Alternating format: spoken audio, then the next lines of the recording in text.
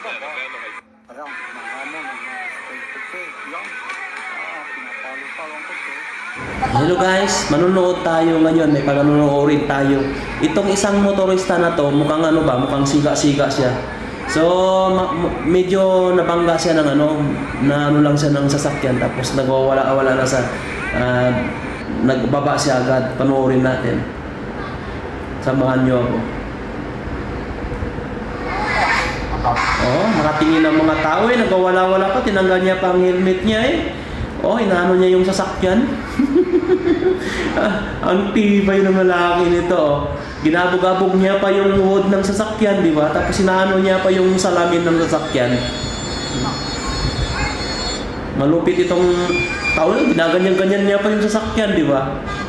Ang tapang talaga, no? Dapat itong mga riders, lahat ng mga drivers, dapat kalma ka lang pag sa kalsada kasi hindi kayo lang nag-iisa marami naman sasakyan Dapat yung pahabaan ba ng pasensya, hindi galit agad yung dinadala, di ba? Di pagbaba ng dalawa, di takbo siya. Akala niya maliit lang. Takbo siya. Ikot-ikot sila, no?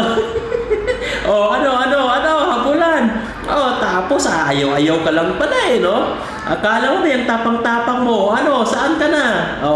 Yan ang mahirap guys. Yung sobra-sobra tapang mo, no? Tapos, pag nakita mo malaki pala, tapos takbo ka, dahil mananood yung mga tao, ang daming tao, yun nakakahiya yun. Kaya dapat, pag isang driver tayo, habaan natin lagi yung pasensya natin. Hindi naman tayo na ano lang, ganun pa lang. Kasi maraming sasakyan na dumadaan sa kalsada. Hindi lang tayo lang, di ba?